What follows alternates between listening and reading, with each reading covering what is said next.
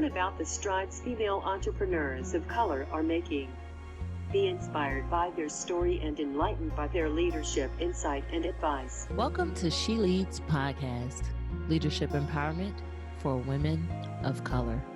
I'm your host, Nicole Walker, and this is Season 6, Episode 14, entitled, You Don't Know What You Don't Know, with Donna Castillo.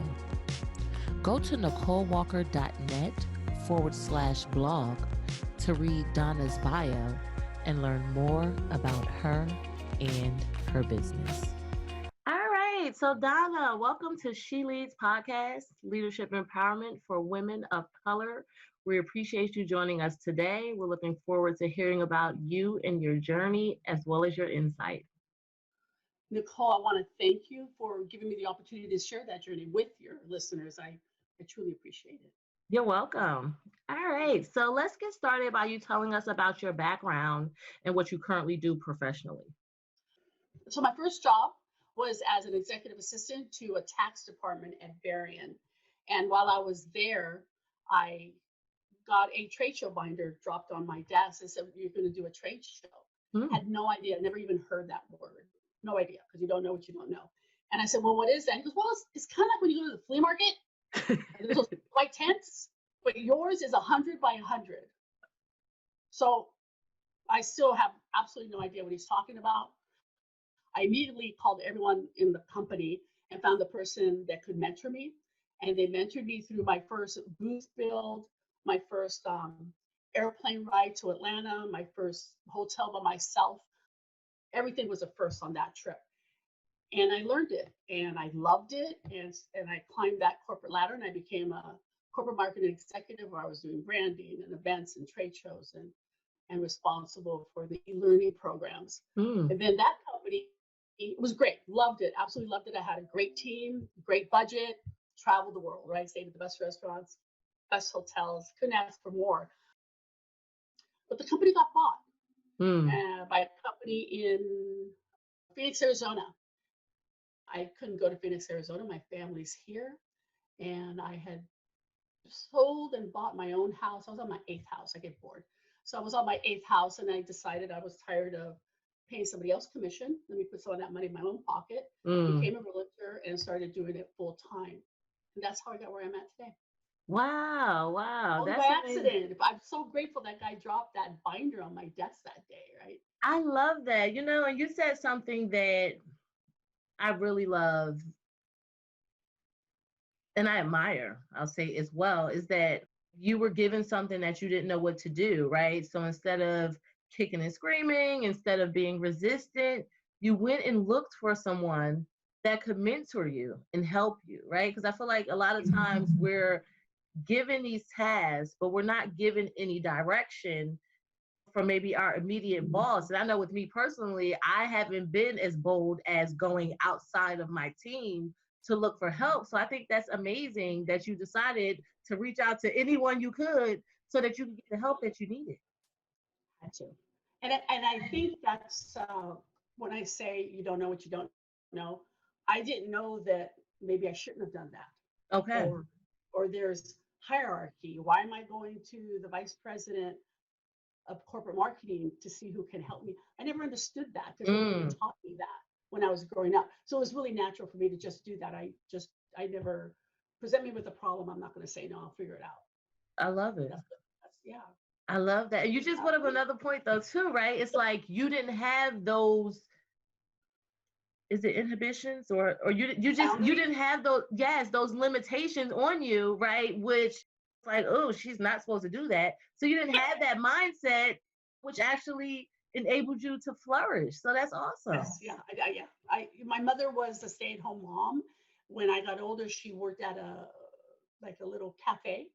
So she wasn't going to show me and teach me.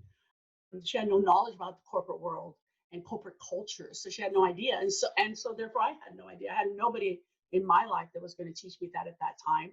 And I just kind of fumbled through it and made it happen. And I'm really grateful for that. Really grateful. I love it. I love that job. That was a great job. Awesome. Okay. So tell us what you wanted to be when you grew up. a lawyer. I always wanted to, and I don't know why. Probably because my mother made me watch Perry Mason with her all the time. I just wanted to be that lawyer. But I think everything I do is it comes from service. I love helping somebody else and seeing them flourish. I love mentoring, I love coaching, and I love when I'm a realtor, so when that person buys their first house and they put that key in, my God, it's the best feeling in the world.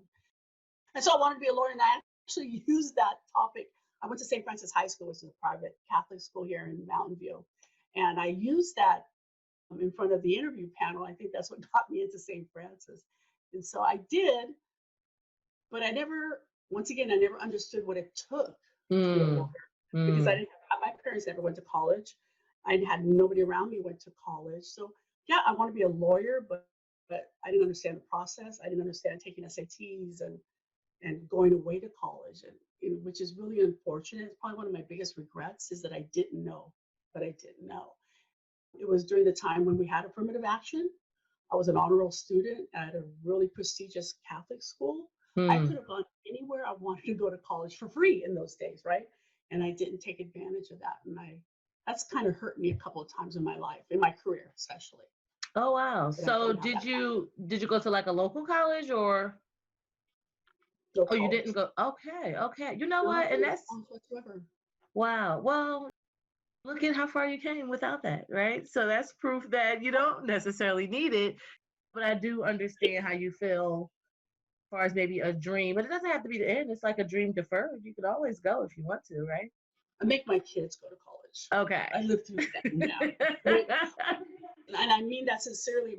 My kids, you can live with me for free until the day you get a diploma. I don't care how long it takes. They always knew that, right? They've all gone to college. I still have one at home because there was this one particular job, and you're gonna laugh. It was Google before it went public. When it was a small little company in Mountain View, and they had a director of events position, and I applied, and I had the job, I had the experience, no problem.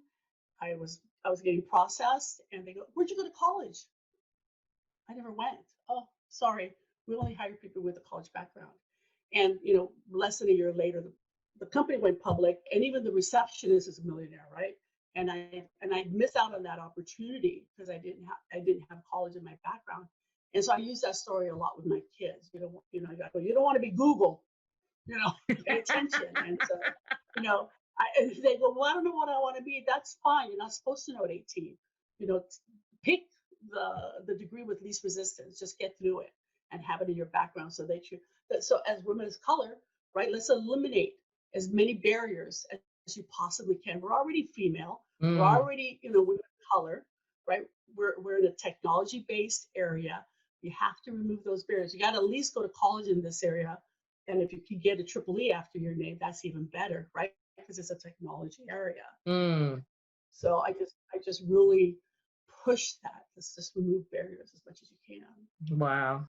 That's a great point. I've heard college is overrated and things like that, which at times I do agree, but I will say that that's the way our world is set up. And if you want to exist in this world, you have to go with the flow, right? I mean, you can go against the grain, but that may be a longer, harder road.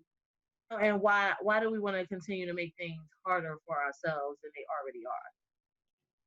Right. I mean, there's Mark Zuckerberg, right? He didn't finish college. He at least tried, but he never went. I don't think Gates ever finished either, right? And so it's just really a handful of people. And guess what? I don't know any women that are that successful that didn't go to college, right? Who didn't go to, I can't even think of somebody who's super successful that doesn't have any college in their background. And so the numbers are, the odds are against you. So let's put some odds in your favor, right? Let's put some positives there. Fill up your resume with something. Good point. Okay, so you talked a little bit about your family, but do you want to elaborate on what kind of upbringing you had as a child? Kids are supposed to be, seen, not heard, right? Very, very traditional. I'm Puerto Rican, so very, very traditional Hispanic upbringing, and especially as a female. So a very strong female role. You're supposed to clean house. I cleaned my brother's room his whole life. Oh, wow. He never had to clean. Yeah. It's cook, clean, And, you know, you get married at 18, you leave the house in a white dress because that's what you're supposed to do, you know, and have kids, and that's it. So no one ever talked to me about college or careers or investments. What's a 401k? What's stock? You know, none of that. And they didn't have that. And then to stick up for my parents, they didn't have that knowledge either, right? So they didn't know to give that to me. And because Hispanics, we're so tight, right? We're always with our tribe. Every birthday party, funeral, weddings, whatever. It's the same, you know, 100 people maybe, right? That's it. And then you have little parties with the same smaller groups of that same 100 people. And so I never had anybody to teach me. So nobody ever taught me the saying that if check out your friends Mm. and see who you hang out with, and if you're the smartest one, get you friends, right? Nobody said that to me. So I just didn't know. And so it was very, you know, I got married when I was supposed to, I had kids when I was supposed to, and then my husband had an affair, I got divorced, and I did not have a relationship with my family for probably about 2 years, 2 years. And so that's when I went out on my own, had to get a job, had to get daycare, and learn how to maintain myself financially, right? And bills and all those things where I had no knowledge. I never even got allowance as a kid. My mom would say, "Why do you need allowance? You get everything you want," you know. So, you know, instead of using that as an opportunity to teach me something, they didn't. And so that was really difficult. And so it took a long time for me to figure it out. Mm. Making those connections and networking with people without even realizing that that's what I was doing. Yeah. It was tough, super tough. Yeah. And I can totally relate because I feel like for as smart as I know I am, I made a lot of decisions that were the contrary because those things weren't poured into me. Like you could be whatever, you could go to this school, that school. I was raised by my great grandmother and my grandfather. So you're Ooh, talking, you know, like my grandmother's passed away, but my grandfather's 80 years old, you know. So that era of go to school, get a job. Well, I did go to college, but it's like go to school, go to college, get a job. But and I think the college came from my mom, but it was not like you could be whatever you want to be, you know, your wildest dream. Even the pay attention to your friends. Like I'm just within the last, let's say, 10 plus years, hearing the watch out who you're around, which when I did hear it and I kind of did an assessment, I had to make some major changes because I didn't like the right? picture. Sorry, not sorry, right? And I could totally understand that. And it's unfortunate, right? But at least we did figure it out because there's some people out there that never do. Thank God. Yeah. Well, what's really interesting with my parents too, I have no idea. Why would you put me at a private schools my entire life where I was the token Hispanic every year? So, you know, every year there was a token Hispanic, Asian, and a black, right? That was it. And everybody else was blonde hair, blue eyed. And it went like that at St. Francis. Those people were very wealthy. So, Mm. you know, their houses were on the top of Los Altos Hills, right? I mean now, like the $10 million houses. That's what I grew up around. My parents, when they first bought a house, it was because my dad was in a bad car accident, and so they bought a house at the brass rail. The brass rail. Do you know what the brass rail is? It's a No. stripper club. It's a stripper club. Why would you buy a house with kids by the stripper house? Never understood that. So I'm a kid. So and there was a little market next door. So we would ride our little twin bikes. Me and my girlfriend ride our little bikes. We'd go to George's Market. I always ate sunflower seeds. This one ate Kit Kats. You know, we eat a little, you know, Reese's Pieces, whatever. And we would sit across the street from the stripper place because they came in like Cadillacs and the girls had go-go boots and like a ton of clothes. And we would say, we don't know what they're doing, but we need to do that. We had no idea, right? And so, Mm. but then yet she put me in a private school where everybody went to college. Everybody was lawyers and doctors and off to Harvard's and, you know, the Ivy League schools. Talk about confusing, right? Then I'd come home and, you know, it was the complete opposite of that. So it was a strange upbringing. It was confusing. You know, they would give advice about what do you want to do when you grow up and things like that. But I just blocked it out because that wasn't part of my world, right? And Mm. know that it should be. Mm. Now I go back and now I know what they meant. You know, I had no idea back then. Should have Wow. listened, because I didn't know I should be listening. Yeah, I can relate. Yeah, I get it totally. We're like all sad now. We're all sad. No, we'll bring it back. But it's stuff that it's life, right? It's life, and it is what it is, right? And you brought up something that I think a lot of people we know, but is it talked about, whereby it's like, why do people choose the lifestyle they choose, right? But if that's all you know and that's all you see, so it makes me think like how in the inner city, a lot of the kids grow up and they're drug dealers, right? But like if they grow up poor and the only people they see with money are the people that selling drugs, then they're gonna be like, oh, well, that's who I want to be like. And you kind of alluded to that same story. It's like you saw these women coming back and forth. It's like, oh, I want to do what they do, not even knowing as a child that's not what you want to do, right? So upbringing has a lot to do with how we're shaped and how we form, and we're so innocent and we don't really know what we're choosing and how they'll play out until we're in it, and it's like, oh, okay. Right, exactly. Wow. Going back, if it wasn't for that one gentleman, and I remember his name is George Ballog, who put that binder in front of my desk, and for whatever reason thought that I could get it done, right? But the one thing that I did learn too, because of our upbringing, we're raised, that female role, right? We take care of everybody else. And so, and that's always how I've been. I'm going to take care of that booth for you. I'll take care of the hotel. I'll whatever it is, I'll do it, because we're caretakers just naturally. That's how we're raised. And so I did not know. You don't know what you don't know. I did not know not to do that, because what I've learned now, looking back, is the minute they label you as the helper, you're never going to get a promotion. Because if I promote you, then who's going to help me? Right? Wow. And so, and I learned that lesson because when the company got bought, I was really close to the president. I was the only one that could hold his briefcase. I did everything for that man. But I never became a senior director for absolutely no reason. I should have been. I managed the biggest budget out of the whole. I managed over $50 million a year, a team of over 10 people. No reason. So when the company got bought, I got a lot of RSUs, right? Great. RSUs, restricted stock options. I had $800,000 worth. That's going to be my retirement. When the Southern company purchased that mill where I was at, you had to be a senior director and above for your RSUs to automatically mature. My $800,000 did not mature and just went away. And yeah, and so even though I did everything, I was on budget, I extremely successful events and everything like that, I did not get that one promotion to ensure that I got my RSUs, and it's truly because I was the helper. Wow. And I think that's one mistake, huge mistake, that I wish, I teach that one to everyone I can, to not be the helper. That's so interesting, right? Because I struggle with a lot of my corporate America time. And I recall on one of my performance reviews that I was labeled the go-to person, right?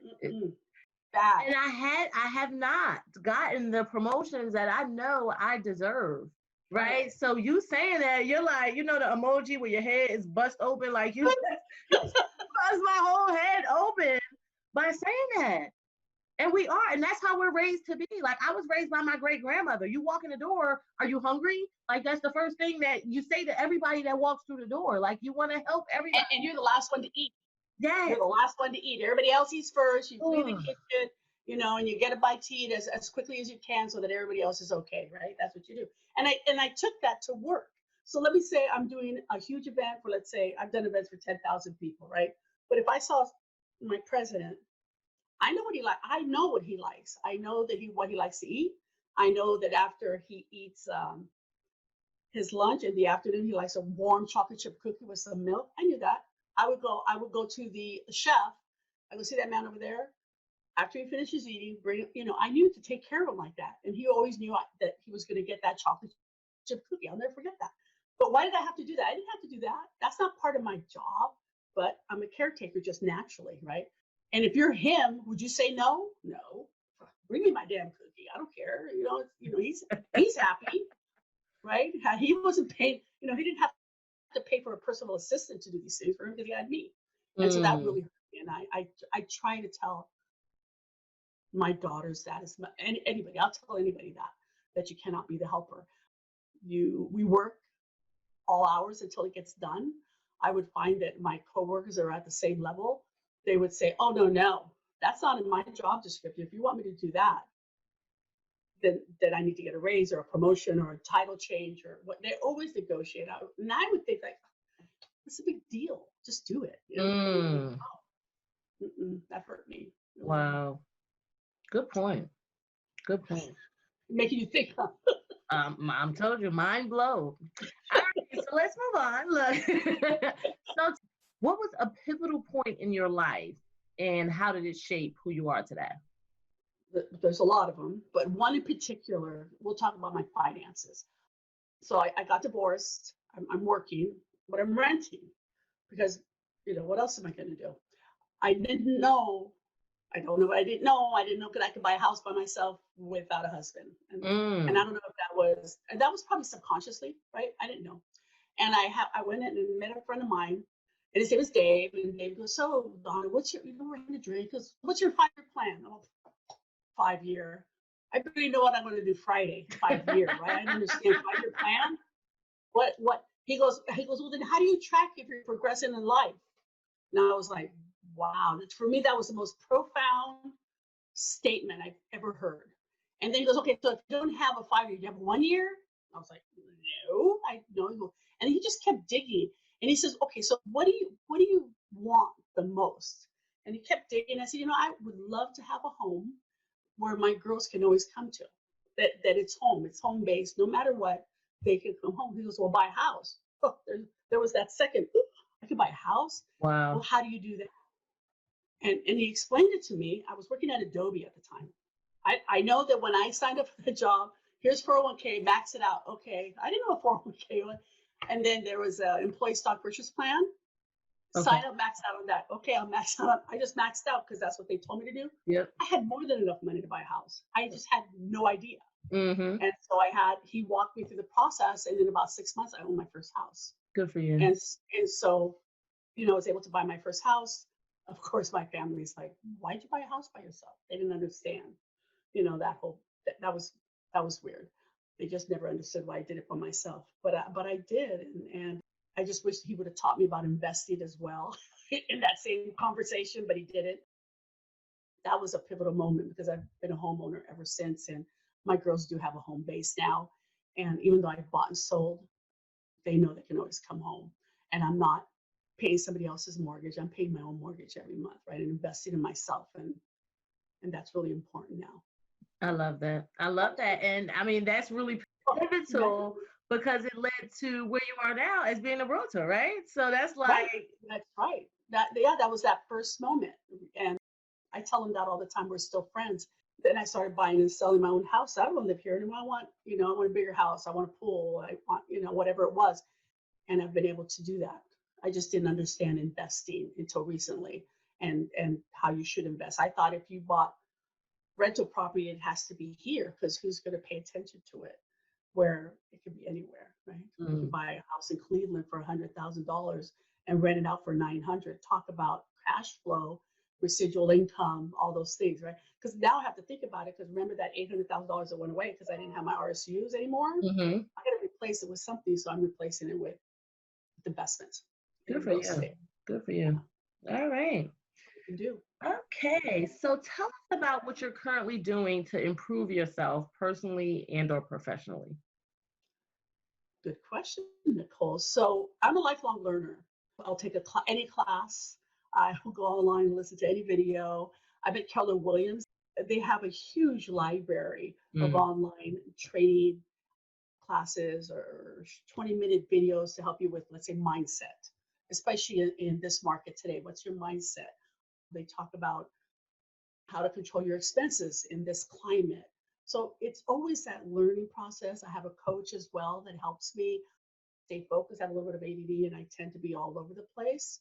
Can you tell? No, But I she, can relate. That's all. That's why I'm nodding because I can relate. yeah, so she kind of grounds me to make sure I'm staying focused, personally and professionally, and surrounding myself with the right people Hmm. too. So I want to be a top producer. Let me check it out. Who's a top producer around me, right? And I will Mm, latch on to that person, and whatever they do, let me guess what I'm doing it too, right? mm. And go to them for advice and try to engage as much as possible. So it can be really formal training. I'll go away for 3 days and take a formal class. It's online or it's podcasts and talking and networking. Okay, thanks for that. I love Yeah. that. And I do agree with lifelong learning. I'm an advocate, and Oh, I you have to. feel like we're never too old. And the moment you stop learning, it's like, well, what are you doing? Well, I learned about investments by just reading The Millionaire Investor by Gary Keller. Okay. So I'm really fortunate. I started at another company and I found my way to KW. And KW is really a technology company that sells homes. It's Mm, really kind of backwards. So it fits well with my marketing background and my corporate background. I mm-hmm. understand CRM systems and campaigns and drips. I get all that. And they provide that to you for free. Now I can focus on selling a house Wow. or buying a house where anywhere else it's opposite. You have to invest a lot of money to get those systems in place. So that made me think of strategic alliances. It's important to pay attention to who we connect ourselves to. And I mean, it's just like what you say, even with the circle, but I think sometimes people think the circle as far as friends, but even the circle as far as who you're doing business with, as far as who you're working for or who you're partnering with, making sure that those people are feeding you what you need as well as it's an even exchange. And I think a lot of times we think like if we're working with someone or for someone, we have to, make sure that we're giving whatever it's supposed to be. But like, what are we getting as Mhm. well? Like we need to. Because we're givers, right? We're givers. We want Yes. to give. I will always want to make enough money that I can say no to somebody. I don't want to work with you, Mm, right? And not be, they call it, I don't want to have commission breath, right? I'm so desperate for the next deal or, for the next opportunity to make money that I'll partner with anyone. And that's mm, not what I want to do because when you do that, you're really not giving yourself enough credit, right? I know that I can do this. And it's a matter of really paying attention. You really have to pay attention to that circle, mm. friends and business, both. It's really All right, super good. important. Yeah, Good, good. All right. So, do you have a morning routine? And if so, can you share with us? I do. I break it a lot, Okay. I can but I do have relate. this morning Look, routine. So you no really, you really judgment. This is a judgment-free zone. good, good. So ideally, you get up at 5, right? And I love journaling. I write down my gratitudes. I write down my affirmations. And the night before I check out, I review what I need to do the next day as much as I can, and then just review it again, and then try to take a walk or maybe do a quick video exercise in my living room. So just get the blood going. I need to focus more on myself, and that's kind of my commitment to myself this year. It's been tough. It's been a crazy year already, right? But I am going Mm, to commit to getting myself in better shape and eating better, and then take a shower, getting dressed. Well, we used to take a shower, get dressed, and walk out the door. Now take a shower and go in your home office and start working. And I do close the door, and everybody knows if the door is closed, not to knock on the door and give me a lot of interruptions. I'll come out. I try to go out and in the morning and at lunch and just not sit here all day. And so the mornings, and so it's really about time blocking. So the morning is really, getting centered if I have to meditate or whatever it is to get in that right, you want the right mindset, right? When you start that day, I don't want to start calling people and be like, oh, what are you doing? It's just gotta be, they're like, thanks for good. calling. Thanks. Yeah, I don't want to. Yeah, exactly. So you want to be in the right mindset. You want to, you want to go in with the attitude that you're going to bless somebody with whatever you Mm, have to tell them that day. And if you're blessing them, they'll bless you back. And so the morning is really about prospecting. Take lunch. Afternoon is about any kind of appointments I need to have, or maybe some personal things, pay bills, or hang out with my daughter, whatever it is. And then I try to stop around 5:36. It's not always ideal. So, sometimes it is what it is. But you got to focus on family as well, right? It's really a hard balance, but they say happy wife, happy life, but happy family. You have to have a happy family. You don't want that to deteriorate. I still have a 16-year-old at home. So I got 2 years left before she takes off and goes to college. So the evenings are important. And I try to read before I go to bed for about a half hour, 45 minutes. Try to get some reading in and then crash because 5 o'clock in the morning comes really fast. Wow. Well, That's what I thanks try for to do. that. That's what I Look, try to you do that. gave us a little more, but I love it. And I love that. I think it's all about balance, right? And structure, like balance and structure, which I know for me, like, I think I ran from both of those for a while and they helped me to thrive. But yet, for some reason, I kind of evaded them, and wondered why I was in some of the whirlwinds that I was in, right? And like you said, it's like, okay, it's nice to want to work and achieve and build and create. But then if you have a family, you have children, then you don't have balance. So it's like, okay, you may be so successful over here, meaning in the business realm, but if you're neglecting your family, then you're not successful. Like, we are whole people and we have to pay attention to all the moving parts of our lives and not just throw ourselves totally into one and neglect the other one. So I love that. You're totally right. You have to pay attention to your business. And you have to pay attention to yourself as well. And so, and sometimes things Yes. are out of balance. So for me personally, right now, things are a little bit out of balance. My daughter's going through some things that I can't avoid, and I have to be there more for her. And so sometimes it's business, and sometimes it's me take care of myself, suffer, and then it's really understanding and being aware that that's happening because now if I have to go, I'll be at the hospital next week with her at Stanford. And so what I do is, okay, when she sleeps, I'm going to bring everything in and I'm going to work. But then when she's awake, it's all about her. And so just finding those moments where you can find balance. And sometimes when I'm at the hospital with her, I'll go for a walk, because she's asleep and just take off. And there's some great trails by Stanford and go for a walk and just clear my mind and come back. And it's your faith too. You got to pay attention to your spiritual side as well. For me to feel whole. Yes. If I'm too scattered, I feel broken, and it's harder for me. Good point. Yeah. Good point. Thanks for that. All right. So you mentioned positive affirmations and you said that you say them. So do you mind sharing maybe your top 2 or 1 favorite with us? I'm a magnet, and I attract people to me without hurting them, right? Without affecting them. I forget what it is. I write it down 10 times. Or I live a life of abundance. Because they're always positive in what I want my life to be. Yeah. Not what it is or any negative. I like that one. I live a life of abundance because that's what I want. And I really feel that what you focus on expands, right? And so instead of focusing on negative, focus on the positive. I'm a top producer. I'm not a 1%er, but I'm going to be a 1%er, and it's focusing on that as well. Okay. Yeah, so it depends on what's going on in my life and what I want to focus on that I want to bring into my life. Okay, I like that. And I like the magnet in relation to people, right? Like in the past I've heard and I've even said it as far as me being a money magnet. I said money, is attracted to me and flows to me freely. And that was not because I'm money hungry, but because I've had a negative relationship with money in the past because I'm not money driven, right? But I had to change what I was saying because I think I was keeping money away from me, as opposed to realizing like I don't have to be driven by money, but that doesn't mean that I don't deserve money, right? So one of mine was I'm a money magnet. Money follows me everywhere I go, right? So and then all of a sudden you start like you're cleaning I go back to cleaning because that's how I was raised. All of a sudden you're cleaning. Let's say you do laundry, you find $20 in the dryer. You're like, yep, I'm a money magnet. Right? Okay. But I'll I give you like that with the examples, like people. what I I did like the last people night. magnet.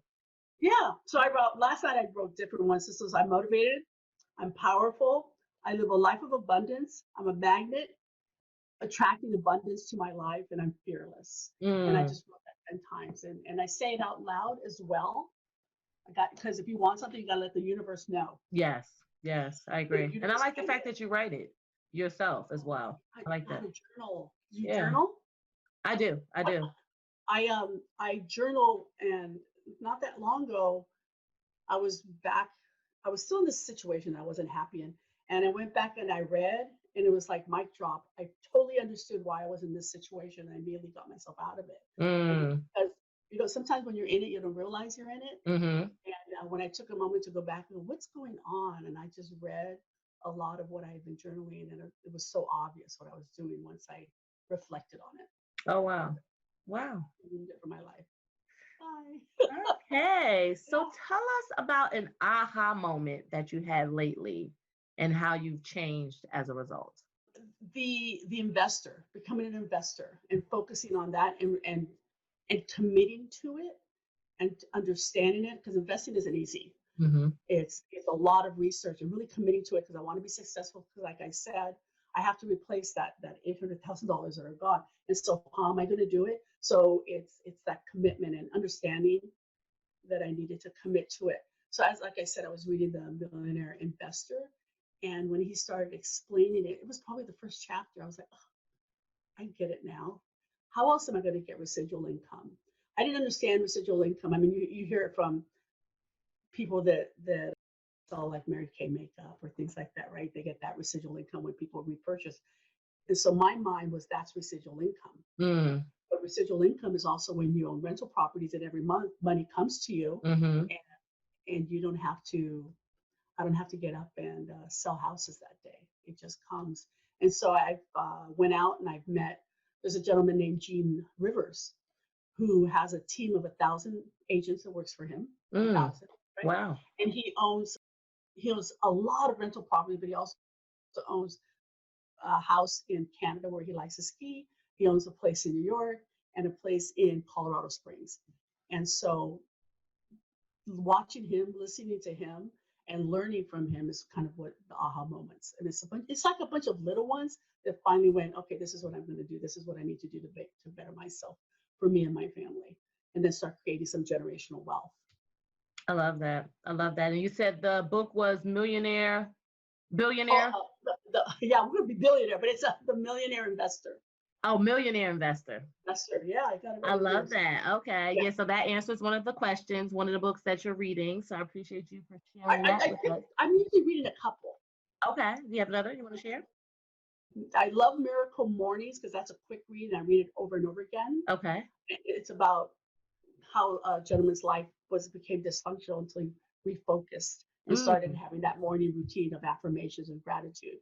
And that's kind of how I started doing that. Wow. I'm reading a book called The Shift, because this is definitely a shifting market, and how can I improve my skill set so that I could adjust to that market, because this isn't going to last forever. But when it's over, I'm at the top again. I don't want to walk away from real estate. So it's a struggle. It's, you got to hustle right now, and I'm doing whatever it takes to make it happen. Okay. And plus the investor book, I like that one too. Nice.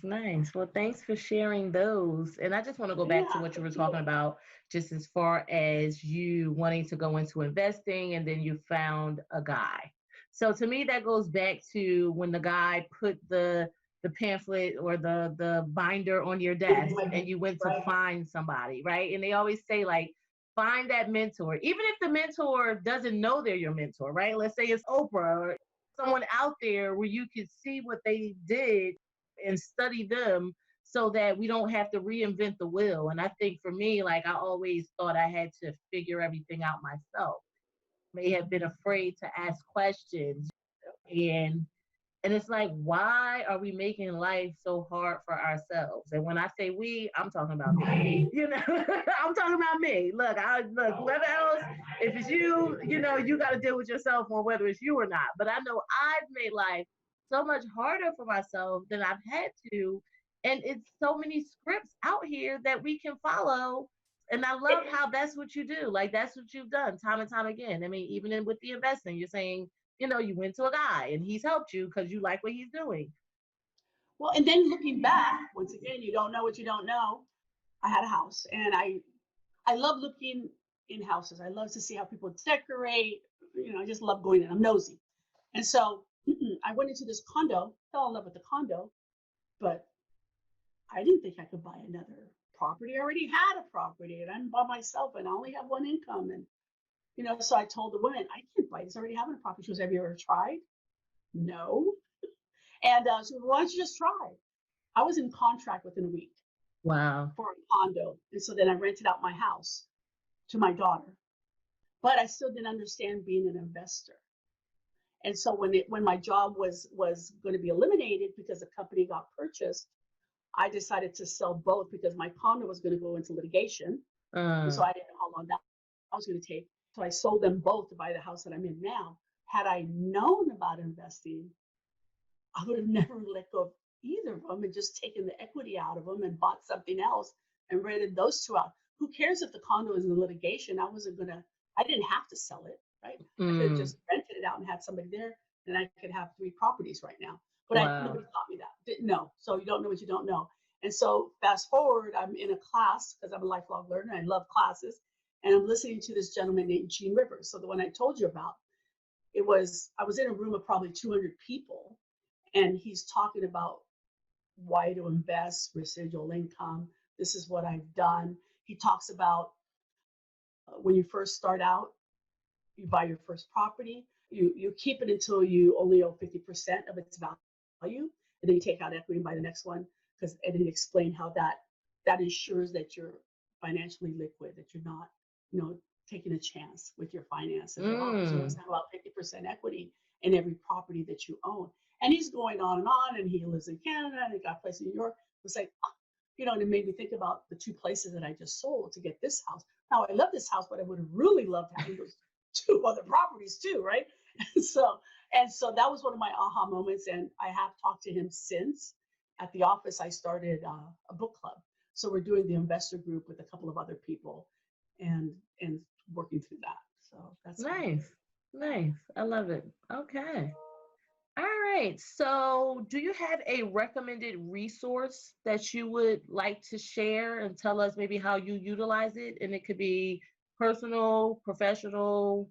Hindsight's 2020. I wish I would have understood life coaches Okay.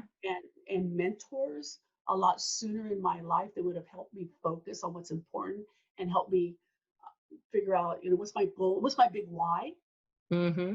and Yep. what's that strategy to make to in order to accomplish that big why, and then and the steps needed. But I did it all day in my corporate world.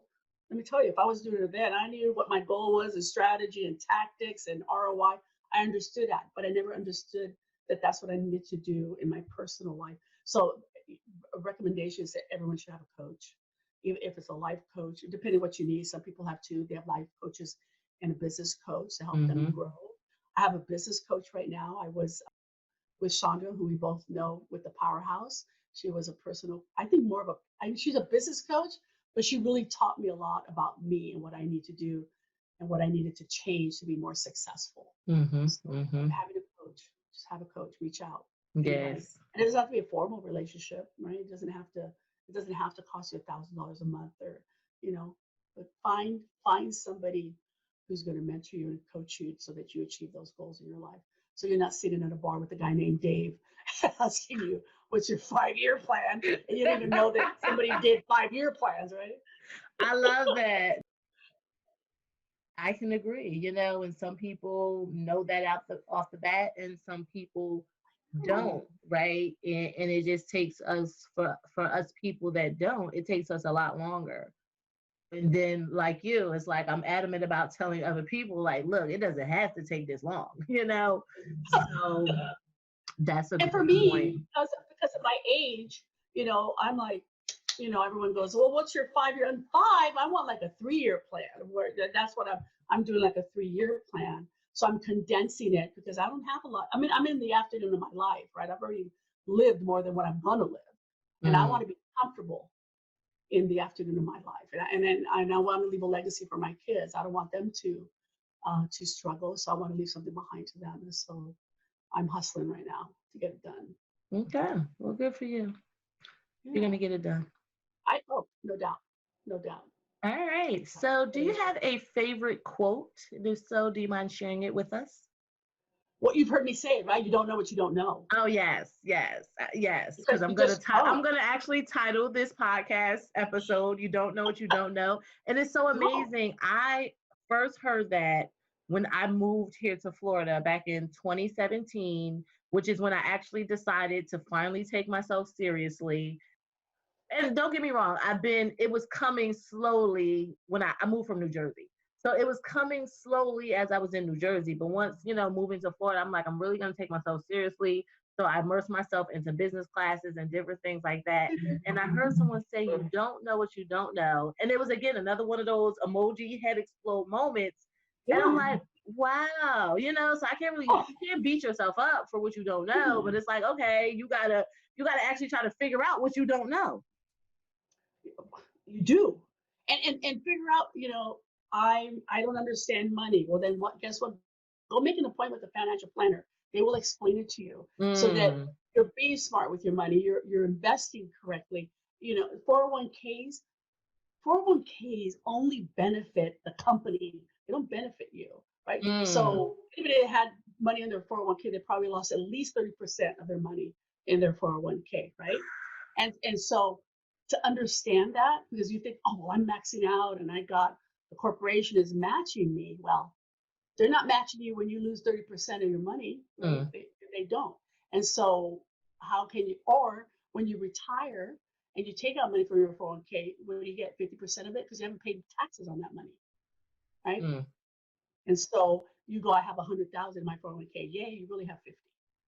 And so talk to people, talk to a financial planner. If you don't understand, even if you do understand finances, there's so many new programs out there that you could take advantage of, that you should take advantage of. I always tell everybody, forget 401k, because when you retire, it's not how much you really think it is. You can make more money in other programs or coaching, all those things, because you don't know what you don't know. Good point. Thanks for that. Look, now you got me looking sideways at my 401k. Look, because I lost a lot. I don't even want to talk about how much money I lost. I was like, I said, you know what? It'll come back. It's not like I'm retiring next week. Yeah, sometimes it's just better to pull it out and take the hit, right? And then put it in another program. I forget what the name of it, but there's a program that when you invest, it stays there. So, and it goes up with the market, but when the market goes down, it stays flat. Oh, wow. You don't lose. Okay. So I'll get the name of it for you. All right, Donna. Well, before I let you go, this is my fun questions. So my fun questions are, because I love travel, what was your last vacation? What's your favorite vacation spot? And where will you be going on your next vacation if you currently have one planned? Well, where was my last vacation? I was in Miami. Okay. It was a work kind of thing. I was doing I had a side hustle with doing some marketing for a company, and I had to go to Miami for them, and I took about a week extra, and I love Florida. I love anywhere where they can speak Spanish. I'm like, oh, I feel like I'm home, Yeah, you're definitely home in Miami. My kind of Spanish, right? My kind of Spanish, right? Because I live in California. Everyone is, Mexican. They speak Mexican Spanish. So okay. And then I could find Puerto Rican food in Miami, which I absolutely love. And so I had a great time. My favorite place, I think, anywhere in Europe, Barcelona is one of my favorite places. Okay. If you haven't gone, it's like you stand there and go, it's just amazing to go there. And just the history. I like history. Okay. So the history that's involved, they have thousands of years of history. I'm in California. What do we have? Like 250 years. That's it, right? So that's the big difference. Yeah. Where am I going to go? So once my daughter is healthier and able to, she wants to go to Puerto Rico, and that's where we're going to go. Nice. Taking her there. Yeah, she wants to go back home, so I'm going to take her back home. Good. And show her where my mom grew up and where my grandmother. My grandmother bought a house. Nice. My grandfather died of TB, and she took whatever money and bought a little house in Puerto Rico. Yeah. Look how you inspired your grandmother. No, she inspired. Well, she's inspirational too. Even though she came with those old school kind of where a woman belongs, but her husband died, so she did buy a house to make sure that she always had a place over. Yeah, but I think like it goes both ways. The younger generations can also inspire, back and forth. If we're willing to learn, we can learn from. I know I learn from my 6-year-old son all the time. Right? I'm telling you. I mean, it's like one of those, how that kind of thing. But it's like, you're right.